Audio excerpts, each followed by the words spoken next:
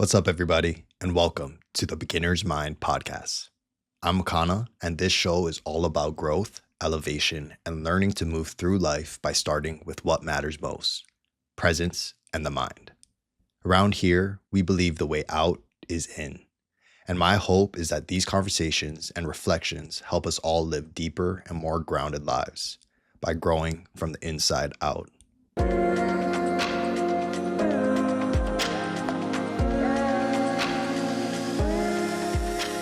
If you had just a few months to live, what would truly matter? How would you spend your time? And what kind of legacy would you want to leave behind? For Randy Pausch, a computer science professor at Carnegie Mellon, these weren't hypothetical questions. After being diagnosed with terminal pancreatic cancer, he was given just 6 to 9 months to live. Faced with a devastating reality, Randy did what only he could. He turned it into a moment of meaning, not just for himself, but for his family and the world. He was invited to deliver what the university calls a last lecture, a tradition where professors reflect on what matters most. But for Randy, it wasn't theoretical. This was truly his last lecture. He had 10 tumors in his liver and only months to live. What followed wasn't a talk about death. It was a celebration of life, of childhood dreams, of choosing presence, of living with intention. And while he delivered the talk to students and colleagues, it was also a legacy for his young children and his wife. After the applause faded, he sat down and wrote the last lecture, a book that expanded on the lessons he shared from that stage.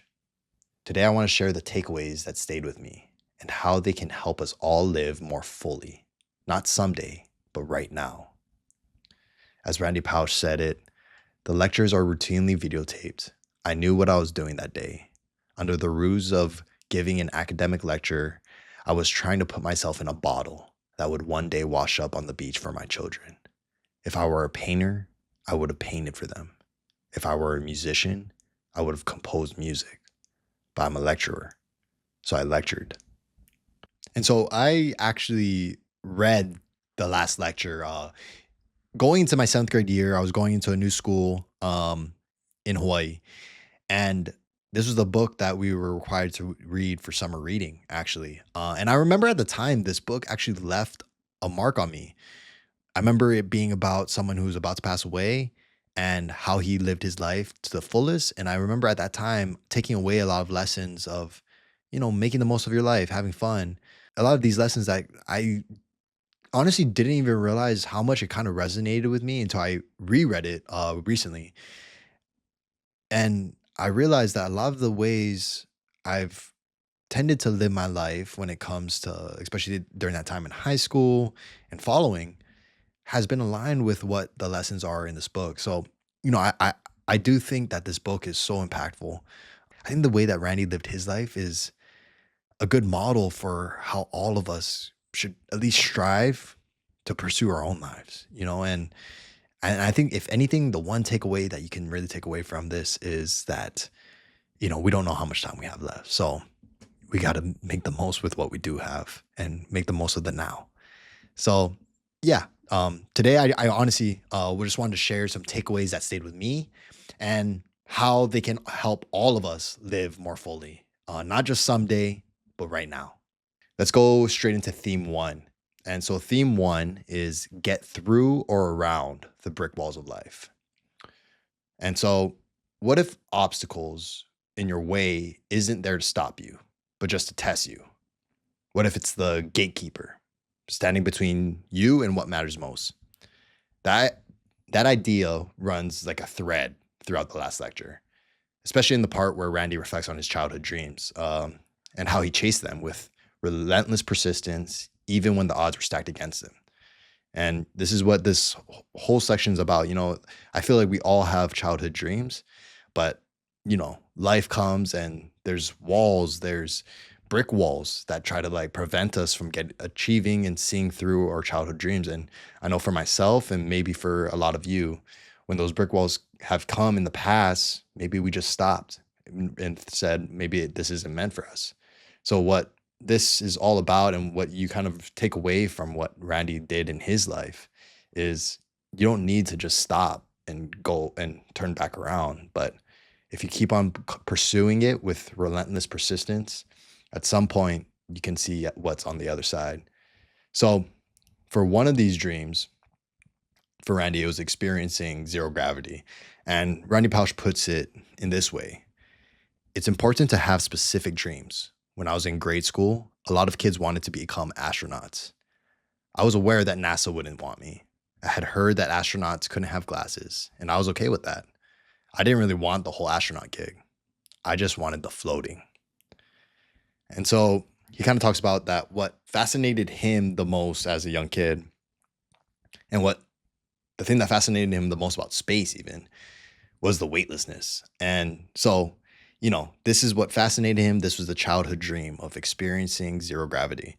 And so later on, as a professor, he discovered an opportunity to ride NASA's famed Vomit Comet, which is pretty much a plane that simulates zero gravity. And he kind of was able to pursue the opportunity to experience this, or at least his students to experience this, by entering a competition, a class competition, to conduct a study on how NASA can improve their modes and methods in just any way. And so there's one year that his class won, and then he unfortunately got bad news. I was probably more excited than any of my students, but late in the process, I got bad news. NASA made it very clear that under no circumstances could faculty advisors fly with their students. So this is the brick wall. NASA is telling him that no faculty can go into the Vomit Comet, into this plane.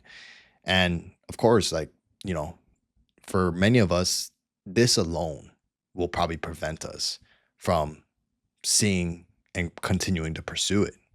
But Randy kind of puts it like this: I was heartbroken, but I wasn't deterred.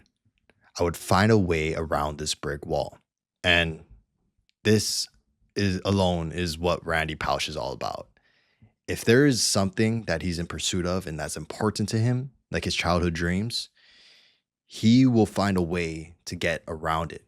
He is determined and he will not give up. He will find a way. And this is something that I know I really took away from this whole book is, rather than sit there in heartbreak, try to find a way through or around the obstacle, keep on pursuing. And so this is what Randy does. And he kind of continues: I decided to carefully read all the literature about the program, looking for loopholes, and I found one. NASA, always eager for good publicity, would allow journalists from the student's hometown to come along for the ride. So he finds an opening. And, and then he even says it. So it just proves that if you can find an opening, you can probably find a way to float through it. And so this is kind of what Randy's all about.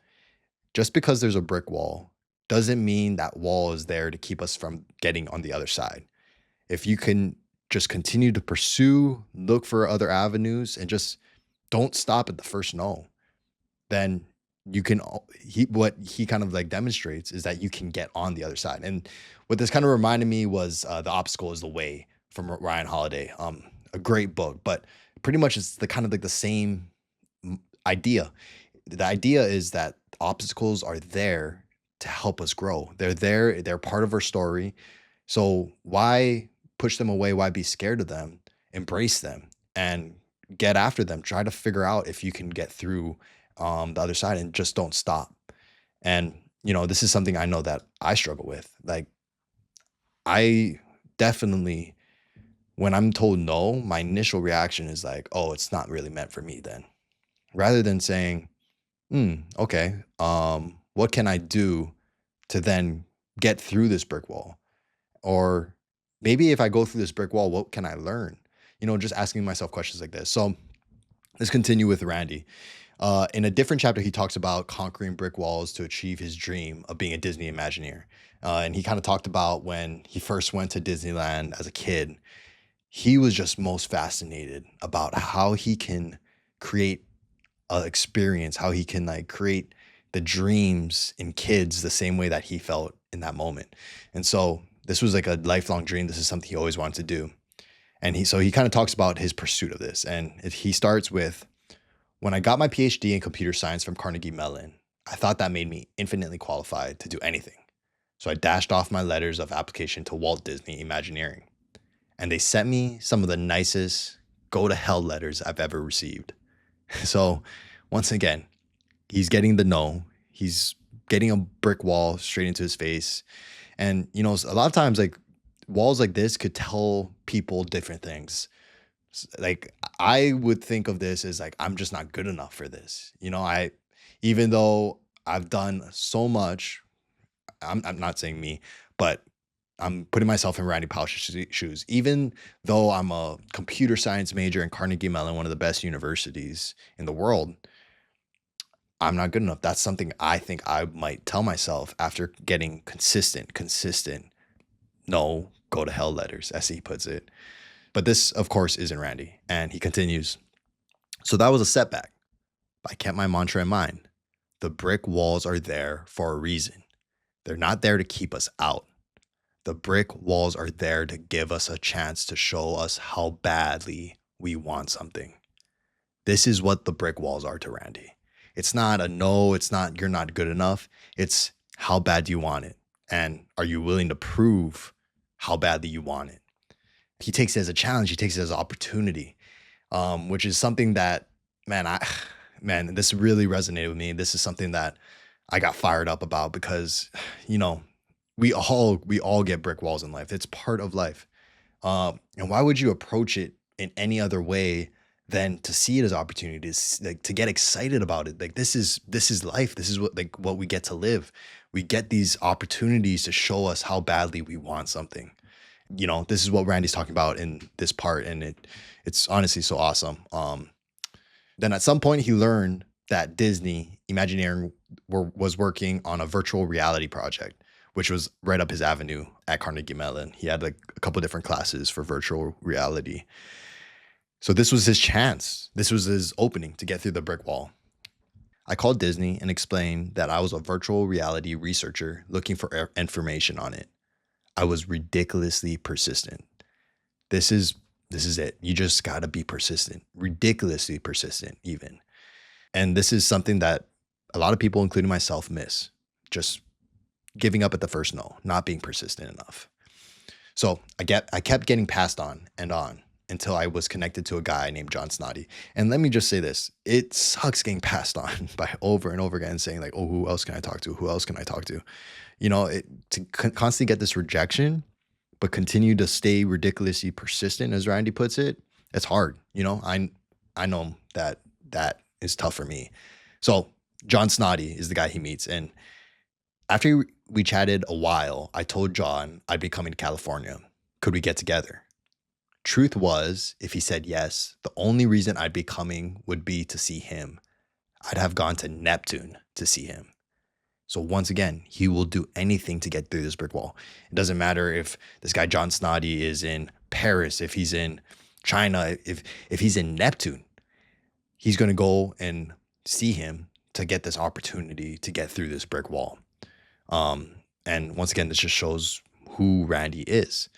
So because of this, he would go on to impress John and get the offer to work as a Disney Imagineer during his sabbatical. So once again, he got to experience zero gravity because of his persistence, because of finding loopholes as well. Here, he got over the brick wall of being a Disney Imagineer just by being persistent and continuing to pursue. And then, I think that's like really contagious too. Like once someone sees how badly you want something, I mean, it doesn't even like necessarily like talent always is going to play a role, but if you can show someone how much something matters to you, I think that's like honestly equally as important, maybe even more so than talent. Yeah, so there are countless examples of this throughout the book. Another was when he met his soon-to-be wife. And I think a lot of times some of the hardest brick walls are, our loved ones or romantic partners. And so after making plans to move in together, she tells him that she can't and she doesn't love him the way he wants her to love him and that she wants them to split up. So how many of us have been here, and I have been in a similar situation in the past. And in order to save myself from the pain, I would try to move on quickly, like, oh yeah, they don't want me. I'm going to try and move on because the pain is too much. And rather than fighting for the love that I feel for that person, I have tended to make the choice of just trying to move on, trying to like escape, um, to really just escape that pain. But really, this only leads to more pain in the long term when I realize, man, I wish I would have, fought a little bit. I wish I was a little bit more persistent. So Randy puts it, the brick walls are there to stop the people who don't want it badly enough. They're there to stop the other people. So how many of us have been the other people in the past? How many of us have avoided the brick walls in our lives rather than getting through them and seeing what's on the other side? And like I said, I have, and it only leads to this temporary ease. The things that truly matter are on the other side of those brick walls. You can't be the other guy. You got to be the guy who's willing to pursue something that he's truly passionate about. Okay, so this was the first kind of takeaway. The first takeaway was to get through the brick walls of life. Let's move on to number 2. So then my second theme that I kind of like really resonated with in this book is know what's important. This is one thing that really stood out to me about Randy is he knew what was important in his own life. He's a very intentional and maybe even intense for the things that matter. Thus the brick walls. If something matters, he will go through any brick wall to make it through to the other side. But for the things that don't matter to him, he doesn't sweat it. And one of the best examples of this, and I love this story, is in a story that he talks about his niece and nephew.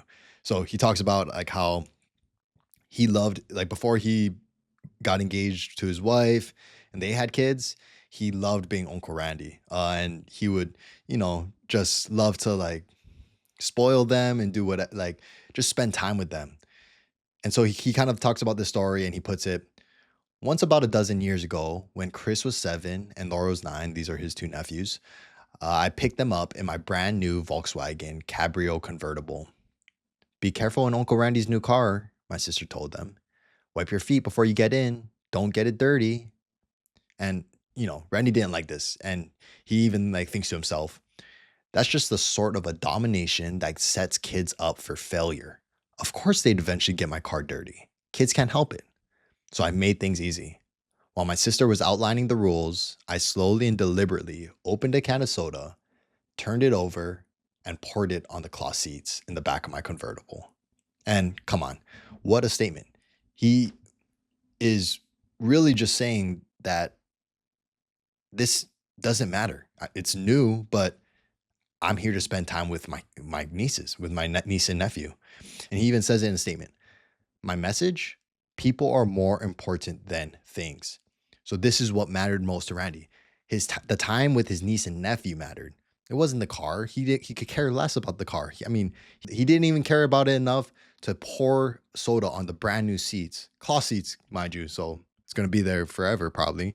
He didn't care. This didn't matter to him. And, I resonating, like I said, on my own experience, and maybe some of you guys can like resonate with this too. How much times do we get so fed up about things that don't matter? Like, I don't know, like traffic.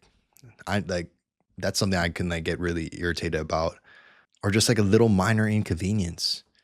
Or if, even like something like that. Like for me, I don't really care about material things, but for some reason, if I get a stain on my shirt, it like gets me upset when I could care less about the shirt. The shirt's just meant to like throw on clothes and be worn.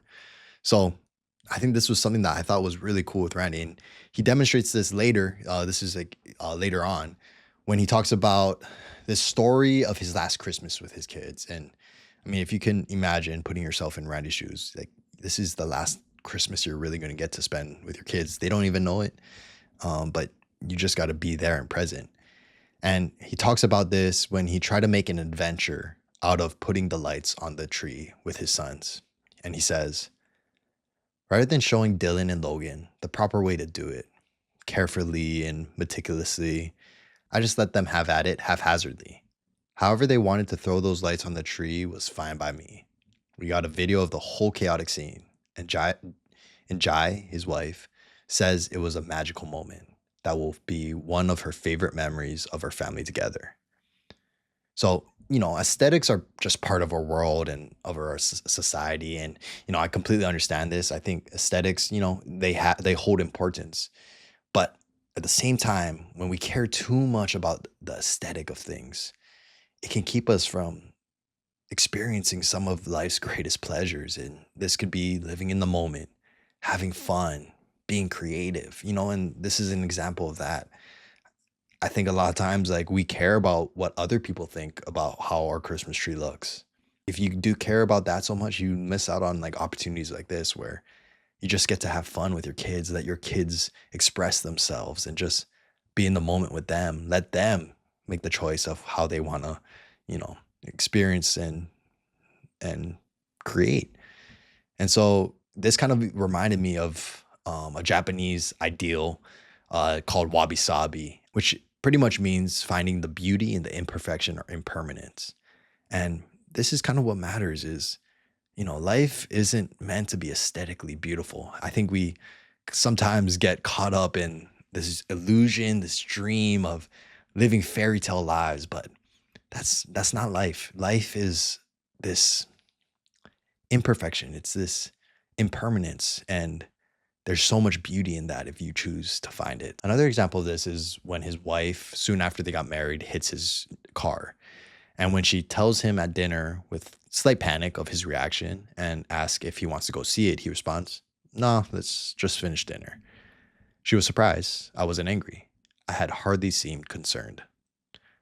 This doesn't affect him. Like we already said, people matter to Randy. Things don't. He poured soda in the back of that car earlier. He doesn't care about that. So the story continues. After dinner, we looked at the cars. I just shrugged, and I could see that for Jai, an entire day's worth of anxiety was just melting away. Tomorrow morning, I'll get estimates on repairs. I told her that wasn't necessary. The dents would be okay. My parents had raised me to recognize that automobiles are there just to get you from point A to point B.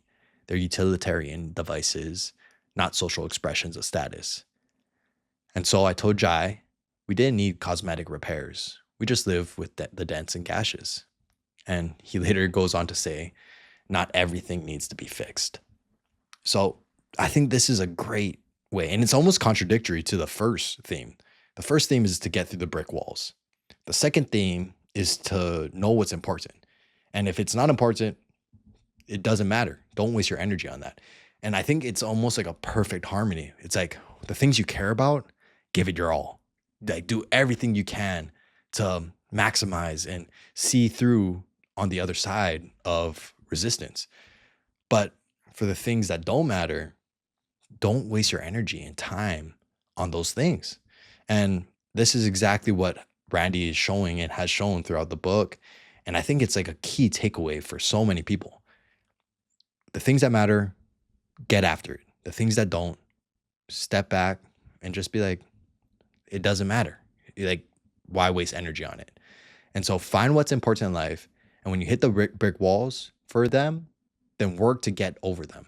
But for things that don't matter, don't waste your time and energy. Wabi sabi, find the beauty in the imperfection, like the Christmas story.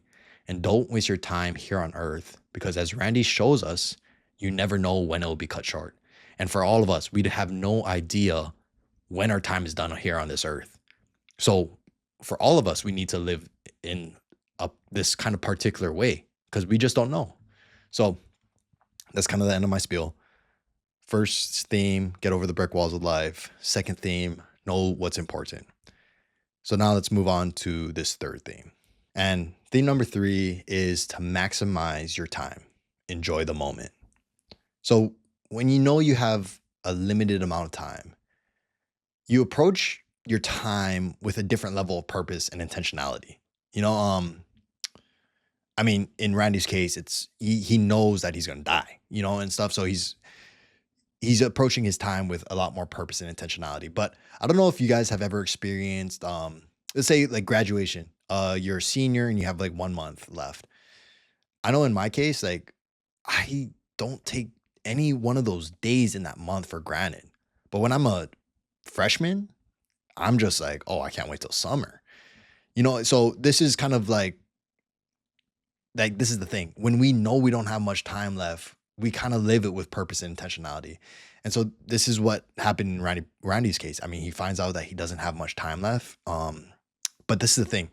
He always kind of like lived his life in this way. So this is kind of what happened in Randy's case. You know, he finds out that he doesn't have much time left. He knew he only had a couple months. So how he would spend the time he had meant everything.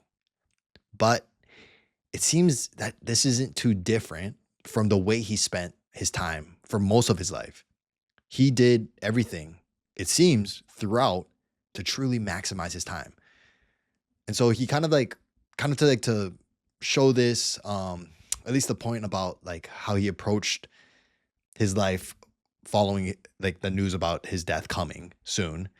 He tells a story about being diagnosed, and the amount of time he would have left, 6 to 9 months. And he was in the office with Jai. And as they were leaving the doctor's office after receiving, probably the worst news imaginable, he reflects on what he told Jai at the water park the day before the appointment. So he continues, even if the scan results are bad tomorrow, I had told her, I just want you to know that it feels great to be alive and to be here today, alive with you. Whatever news we get about the scans, I'm not going to die when we hear it. I won't die the next day or the day after that. So today, right now, this is a wonderful day. So, I mean, everything here is about enjoying the present moment. He's not wasting the time he has thinking about the upcoming appointment or the past. And he even says, like, when we find out, I'm not going to be dead then, and what really is going to matter is just being so in tune with this moment, the next moment, and the here and now. And, and he kind of continues this and says, and I want you to know how much I'm enjoying it. I thought about that. And Jai smiled. I knew then that that's the way the rest of my life would need to be lived. So for Randy, that was the way he wanted to spend the rest of his time, in the present moment, in the here and now, just loving life with the people he loves. So, this is what I thought was like so awesome. And then, this is even further illustrated through a story titled The Man in the Convertible. And Randy's kind of talking about this with an email he received from like some type of other faculty member or the president at Carnegie Mellon, something like that. But pretty much the email kind of goes that she said she had been driving home from work the night before and she found herself behind a man in a convertible. I'm guessing you probably think who this guy in the convertible is. It was a warm, gorgeous, early spring evening, and the man had his top down and the windows lowered. His arm was hanging out the driver's side window, and his fingers were just tapping along to the music on his radio. And she kind of thinks to herself after this, wow, this is the epitome of a person appreciating this day and this moment. And, as we all probably know who this guy is. She drives up, sees him turn left, and she's like, oh my God, it's Randy Pausch. And, I think when we're living in the moment and just truly loving life, it's a contagious energy that really resonates with everyone around us. There's like something about an energy with someone who's just so present, so alive that, everyone else can kind of feel it around them. And so she kind of continues the email with, you can never know how much that glimpse of you made my day, reminding me what life's all about. And this is who Randy was. It was like through and through, this is how he wanted to end his life. Even with death on his doorstep, he was grounded to the present moment. He kind of reflects on this after reading the email. She had given me a window into myself. I was still fully engaged. I still knew life was good. I was doing okay. So even though he's going through so much, and I feel like we've all gone through a lot in our life, and maybe not like to the extent of this, knowing that we're about to die, but we've all gone through something. And Randy knew he didn't want to waste his time being down about it. He directed it into living the best remainder of his life that he could. And, yeah, like how could you like not like I mean, think about it. He knows he's gonna die. He still has to spend time with his family. He still has to move his family to another state so that they're closer to Jai's family. He had to embrace these moments, but while he was doing all that, he got prepared for a lecture and a book that he treated as his last, like his legacy. And he also like made all these videos for his kids. It, do you think he could have achieved all of this if he wasn't grounded in the present moment? If he wasn't in the here and now? You have to be. If you're sad about your diagnosis, if you're worried about the future for your kids, you're not going to have the energy to be able to accomplish this in 9 months. Randy even explains how he was truly able to maximize his time and breaks it down lesson by lesson. And he kind of talks about like the lessons that he used to really maximize his life. So he starts by saying, all my life, I've been aware that time is finite. I admit I'm overly logical about a lot of things, but I firmly believe that one of my most appropriate fixations has been to manage time well. I really do feel I was able to pack a whole lot of life into the shortened lifespan I've had. So these are kind of like some of the lessons or some of the ways that Randy says that he maximizes his time because he's just really strategical about how he's going to maximize his time. So these are some of his lessons and rules to really maximize your time. So going to the first rule, time must be explicitly managed like money. We are spending our time just the same way that we spend our money. And what he's kind of pointing to here is we need to manage it as such. We need to really gain control and really figure out how we're going to spend that time. So going on to number 2, you can always change your plan, but only if you have one. So this is kind of really about like have a plan of what you're trying to do. If you're going to the grocery store, have a checklist of the things that you need. Have a to-do list. Like these are all things that he kind of brought up about ways to like have a plan. The third one, ask yourself, are you spending your time on the right things? So yeah, are you spending your time on things that truly matter to you? Or are you wasting it on things that you don't care about? And then this kind of goes into manage your time like money. Don't spend your money on things that don't matter to you. Don't spend your time on things that don't matter to you. So then next one, develop a good filing system. This is pretty much just like organize things so you don't have to spend time looking for them. The next one is rethink the telephone. So he kind of talks about don't spend too much time on the telephone. If you can, always take a call on speaker so you can do other things. Yeah, because and it's kind of like meetings and everything. Like just don't spend too much time meeting if you don't have to. The next one is delegate. So yeah, delegate tasks to other people so you can spend your time on things that really matter to you.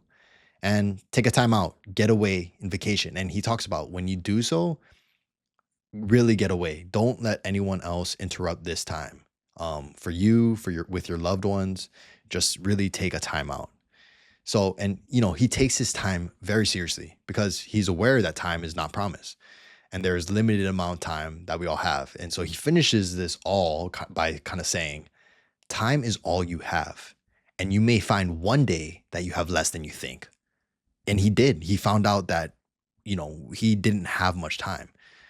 Randy was forced to really live with even more intention and really maximize each and every second because his life was going to be cut short by cancer. But what is our excuse to not really treat time in the same manner? Because as Randy's kind of pointing to this, we all don't know how much time we have. Like we all can have our life cut shorter than we expect it to. So we really need to be living our time or spending our time like we don't have much left. We need to be really dialed in and take it overly seriously because it's important. This is all we have. All we have is the time that we have on this earth. So we need to be present. We need to be present with the time that we do have. We need to spend it doing things that we love, and we need to be strategical with how we spend this time. So lesson number 3 is to really be present and maximize your time and enjoy the moment. This kind of leads us into the 4th and final theme. So, we've talked about the brick walls. We've talked about knowing what matters most. We've talked about maximizing your time and enjoying the moment. And finally, the last theme is it's not about what you say, but what you do. And more importantly, how you do it, how you show up. This book has a section dedicated to this idea, but it seems like Randy makes an emphasis on this throughout the book. He says to ignore what people say and pay attention to what they do. But he also makes it a very highlighted point to say it's really about how we live our lives. The how is the foundation to how we show up for ourselves, but more importantly, how we show up for others. So Randy opens up about this section of the book saying, this section may be called, it's about how to live your life, but it's really about how I've tried to live mine. I guess it's my way of saying, here's what worked for me. And, I think Randy's kind of making a point here that, there's not any one way of how to live your life. He's sharing what has worked for him. But I think what is really important is for us to figure out what's important to us, and then figuring out a plan of how we want to live. So then we can live our life in such a way that we're living it the way we want to. It's like I said, it's about how we live our life. These are some of the ways that Randy has lived his life that inspired me. So it's kind of like another thing. It's like little lessons here. So the first one was treat the disease, not the symptoms. And I mean, I know, I keep on referring to myself, but I'm really hoping this can resonate with a lot of you guys. For me personally, I know I can get caught up in treating my symptoms more than treating the disease as a whole. And oftentimes looking at the underlying stem to the problem is daunting. It's scary to really uncover what lies beneath the surface. A lot of times the surface level stuff is, minor compared to what is lying underneath. And to uncover that is scary. And so Randy kind of talks about a story with a girl he once dated who had severe financial problems, and how instead of treating the disease of the financial problems, she would treat the symptoms. He says to deal with her stress, she would go every Tuesday night to a meditation and yoga class. This was her one free night, and she said it seemed to be helping her. She would breathe in, imagining that she was finding ways to deal with her debts. She would breathe out, telling herself that the money problems would one day be behind her. And so, I know this is kind of a funny example, and some of you guys might be even laughing at this example, but truly reflects on how you might be doing the same things in your life. Maybe it's having to do with money as well. And you're just treating the symptoms of, man, I'm really stressed about my lack of money. So I'm going to go on my phone, or I'm going to ignore them, and stuff. And that helps us cure the symptoms of feeling fear and anxiety. And, for me, maybe it's with love, and I know this is something that I have experienced. I remember one time after my ex and I broke up, I felt so much hurt and pain about the way things ended that I turned to something that could cure me in the moment. I turned to something that could cure the symptoms of feeling that pain. And I began pushing those feelings for her away and told myself that we just weren't meant for each other, and I just tried to move on as quickly as possible to really just treat the symptoms of the pain that I was feeling in that moment. Because it was a lot for me to deal with at that time. And of course, this made the underlying disease grow and the symptoms go away. I wasn't feeling the symptoms, but the disease was just lingering. When things linger, when they re-reveal themselves, they only hit harder. And, this is what happened to me in this moment. And so, I've done this in a very different but very similar way. And yeah, it gives you ease in the short term, but it costs you your long-term peace. And so I kind of want to just, ask you guys, how is this happening in your guys' own lives? He kind of continues, finally, one day I looked through her finances with her. I figured out that if she spent 4 hours or 5 months working a part-time job on Tuesday nights, she could actually pay off all the money she owed.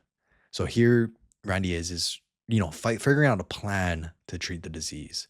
I think, yeah, this is my long-winded way of saying that I think we all should figure out and strategize around ways that we can treat the disease, not just the symptoms. And, I'm really kind of talking to myself because, like I said, these are the things that resonated with me. And so, yeah, continuing on, the lost art of thank you notes. So a big aspect to Randy's art of how to live is to express and show gratitude to people, which, I love. I think showing gratitude is one of the most important things that we can do. It helps ground us in the present moment. It helps us to have appreciation for where we are. And he talks about this in different times throughout the book. But one example is through the art of just a thank you note.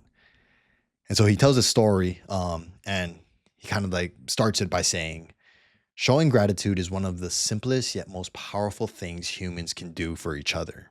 And despite my love for efficiency, I think thank you notes are best done the old fashioned way with pen and paper. He's talking about the power of gratitude and how far it can really take you. And he kind of like is about to tell this story about really this power that showing gratitude has, in which a student at Carnegie Mellon wanted to apply to get into this ETC program that I think he was like running or something. He was in charge of who came in. And he kind of talks about how initially they were about to turn her down. But Randy took one last look at her file and noticed a thank you note had been slipped between the other pages. And so he kind of continues, the note hadn't been sent to me, my co-director, Don Marinelli, or any other faculty member. Instead, she had mailed it to a non-faculty support staffer who had helped her with the arrangements when she came to visit. The staff member had no sway over her application, so this was not a suck-up note. It was just a few words of thanks to somebody who, unbeknownst to her, happened to toss her note to him into her application folder. Weeks later, I came upon it. So the reason why I really love this example is because there was really nothing in it for this girl to say this thank you note. She didn't send this as a thank you note because she thought maybe it could help me, by showing a gratitude. It had nothing to do with that. She was thanking someone who was completely separate from the decision process. She did it because she was truly grateful for what this person did for her. And, I think this is just the way that she just chose of how she wanted to live her life. Coming back to the how, she chose to live her life in a way of showing gratitude to people who have done things for her. And this resonated with Randy, of course. So he says, having unexpectedly caught her thanking someone just because it was the nice thing to do, I paused to reflect on this. She had written the note by hand. I like that. And so this detail really matters a lot to Randy. And I think it does to a lot of people.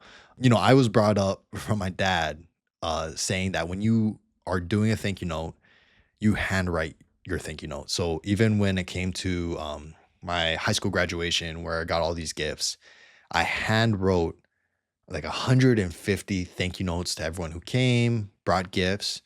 But this was the way that my dad expressed it, because when you handwrite something, it feels more personalized. It really shows that like they mean a lot to you because you took the time to handwrite everything rather than just, have one message, print it out and send it. And, I think because of this, it shows how much it really just seems more meaningful and special when you kind of receive a handwritten note. And I mean, even like Warren Buffett, one of the wealthiest mans in the world, is known to handwrite thank you notes to express gratitude to friends, business partners, and many other people. So, I mean, there's something about the art of writing a thank you note that really resonates with people. And so he continues the story, or kind of finishes the story by saying, this tells me more than anything else in her file, I said to Don. I read through her materials again. I thought about her, impressed by her note. I decided she was worth taking a chance on, and Don agreed. And this story just shows how showing gratitude, appreciation, can really make a difference in the way people value and perceive you. It can also lead to even greater results as well. And this doesn't really matter. What really matters is, if you do want to show gratitude to people, finding ways of expressing this, to live your life in a manner of like, this is how you're going to live. You're going to live your life by showing gratitude. I think this is the important part of this, of this story. And so now going into like the final lesson that I took away, which is make a decision, Eeyore or Tigger. So finally, you can't really talk about how Randy lived his life without talking about having fun. And Randy really puts it perfectly in his Make a Decision Eeyore Tigger chapter.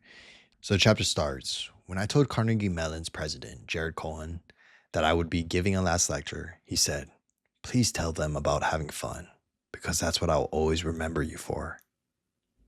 When you live your life with the energy and the spirit of having fun, people feel it. They feed off of that energy. And I think we all kind of have that one person in our life that does this for us. Like, you know, is there like a friend in your life that when you're just around them, they just energize you, and they make life more fun because they make life fun. I always think about my one of my good best buddies, Thomas McCoy. When I think about this, he when he's just in the room, he makes the energy and life really more enjoyable. And so Randy kind of says, and I said, I can do that, but it's kind of like a fish talking about the importance of water. I mean, I don't know how not to have fun. I'm dying and I'm having fun. And I'm going to keep having fun every day I have left because there's no other way to play it. And why would you want to live your life in any other way?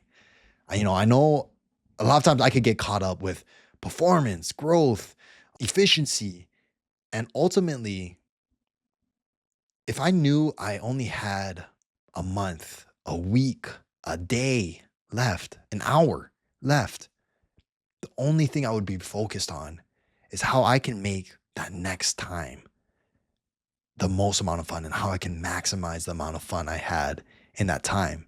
This is what truly matters. And the crazy thing is, me and all of us, we have no idea how much time we have left. We all should be living our life in a way of just like enjoying it, of having the most fun we possibly can. And so Randy puts it, I came to a realization about this very early in my life. As I see it, there's a decision we all have to make, and it seems perfectly captured in the Winnie the Pooh chapters. Each of us must decide, am I a fun-loving Tigger or am I a sad sack Eeyore? Pick a camp. It's true. People usually stand on one side or the other. And then there's probably a lot of people who are like me, who it can depend on their mood, the energy that they have, the energy levels that they have. And, this is normal. This is like, I think, how all of us live. But if we knew we didn't have much time left, if we knew we only had a month, would we even ever want to be a Eeyore in that time? And it's hard because, of course, like when you find devastating news, you do want to like sit in it. You want to, be in the sadness a little bit too. But man, you don't have that much time left. Why not just maximize what you do have? And this is something that means a lot to Randy, and he portrays the beauty that lies within being a Tigger, making life fun. It's not about like he doesn't feel the sadness. He still feels the sadness, but for him, it's about making life enjoyable, being in the moment, being with loved ones, even though it's sad that his time is limited. So, he continues this in the story and he says, I won't let go of the Tigger inside me. I just can't see the upside in becoming Eeyore. Someone asked me what I want to be on my tombstone. I replied, Randy Pausch. He lived 30 years after terminal diagnosis. And, this is awesome. It's not about what he did before the diagnosis. It's how much life he lived after the diagnosis. This is what he wants people to remember him for. And he finishes this all by saying, I promise you, I could pack a lot of fun in those 30 years. But if that's not to be, then I'll just pack fun into whatever time I do have. So to wrap it up, life for all of us is not promised. We have no idea how much time we have left, but yet so many of us live life like we have infinite time. We have infinite time to chase our dreams. We have infinite time to spend with loved ones. We have infinite time to have fun. But this is not the case. For some, like Randy Pausch, they discover just how finite time actually is. But yet still, a lot of those people might choose to just sit in that and, not experience life with the time that they do have. It's hard. It's hard to like not give in to how hard life really is. It's hard to make life fun. This is I guess that's what I'm trying to say. It's the more challenging thing to do to try and make life fun when life isn't fun sometimes. But to continue to show up in a way, in a spirit, like I said, it's about how you live, to show up with the spirit of, you're going to just maximize what you do have and you're going to enjoy the time that you do have. I think this is special. I think this is really special and something I took away from this book that I think is so important. And I think Randy Pausch is a role model for everyone on just how to spend our limited time here on earth. And so, I really enjoyed this book, The Last Lecture. I recommend, if you haven't read it, I recommend everyone goes and reads it. It's a short but really impactful book. So just to kind of recap, what I took away was 4 themes. 1, getting through the brick walls of life. 2, make life fun. Know what's important. Wabi sabi. The beauty in the imperfection and the impermanence. 3, maximize your time. Enjoy the moment. 4, it's not about what you do, but how you do it. How you show up. Tigger or Eeyore, you make the choice. I just want to wrap up by saying I thank you guys all for watching and listening to this podcast episode. And until next time, stay grounded, my friends. Aloha.